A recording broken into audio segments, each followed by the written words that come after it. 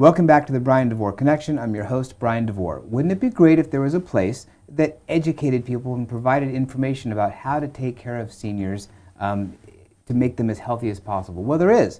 The UCSD Geriatric Center, that's kind of an abbreviated name of it. And here to talk about that center is Jennifer Reichstadt, and I got that right. Jennifer, Yes, thank you for coming today. Thank you so much for having me. I really appreciate this opportunity. Yeah, my pleasure. I heard about the center through a colleague, and I checked on the website. I'm like, I got to get these people in to talk about it because people don't know that this is even a thing or it's available. So what is the center? Yeah, so actually the center is very multifaceted. It is actually called the San Diego Imperial Geriatric Education Center. So it's actually a lot of work we're doing is both within San Diego County and Imperial County. And we are one of 48 centers across the U.S. We're called a GWEP. It is basically a geriatric workforce enhancement program.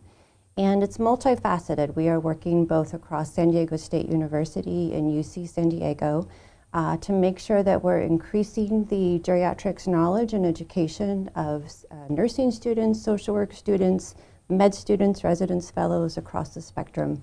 But we're also doing a lot of work in the community. We work closely with San Diego County, Imperial County as well.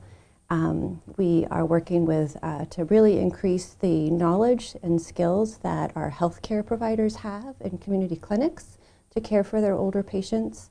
And we're also working with a lot of community-based organizations, particularly those that are focused on Alzheimer's disease and related dementias, who are doing a lot of education for really the community, for not only those individuals who are living with dementia, but also their families and care partners. Got it.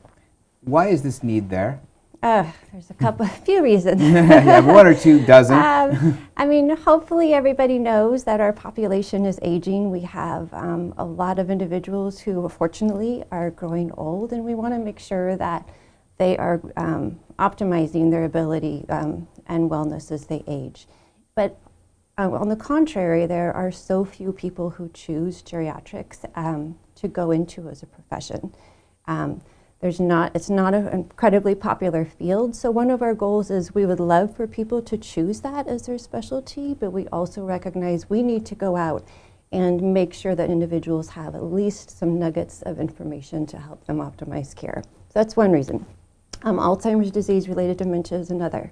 We have 100,000 individuals here in San Diego that have Alzheimer's disease.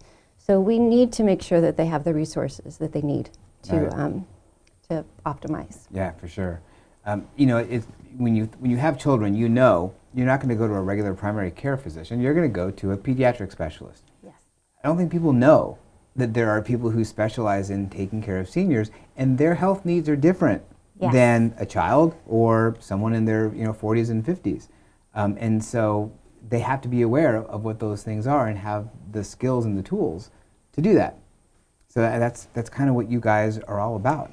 Yes, so again, we're doing a lot of work with San Diego State, both their nursing students and social work students, and offering them internships to really get some great care, working with older adults and those with dementia.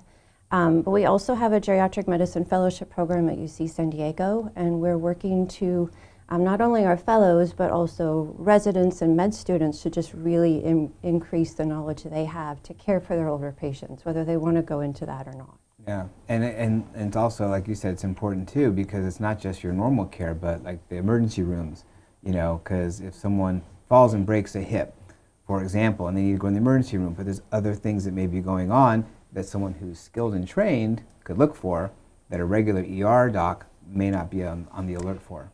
Yes, and there's a lot of education to be done. I mean, there's still definitely, there's individuals going into medicine don't necessarily get a lot of training in geriatrics. Really making sure people recognize, as you said, you go to see a pediatrician when you're young or for your kids, but older adults can really benefit from specialty care as well. Yeah. What are the 4 M's? So the 4 M's, as we call it, is basically part of what's called the Age-Friendly Health System Initiative. This is a national initiative that was created by the John Hartford Foundation and the Institute for Healthcare Improvement. And one of their goals was there are so many facets of care that we need to focus on when we care for older adults. But if we focus on 4 M's, we can really make a difference. And so this is an initiative where we're trying to make sure healthcare teams have knowledge and are focusing efforts on 4 M's are mobility, mentation, which is also mind, so that's dementia, depression, delirium, mobility, and then also what matters to a patient. So those are kind of the key 4 elements that we're really trying to push for individuals if they know nothing more of how can they improve care in those 4 areas. And those are the 4 primary drivers for people, and purpose, mobility, being able to get around and to get places, all the things that make their lives valuable. Yes, definitely. Really want to make sure that we're optimizing basically, certainly person-centered care. What are the goals of the individual? How do we maximize their functioning in their later years? Yeah, I love the work you guys are doing. It's fantastic and it's very much needed. Information for the center is on screen. You can see the website there. It's kind of a long website, but take a look at it. If you have to pause the video, you can.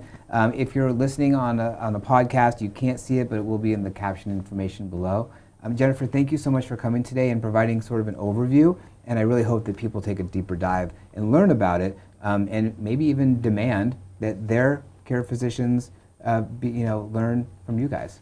Wonderful. Yeah, Thank you. you're My welcome. pleasure. Thank you for the opportunity.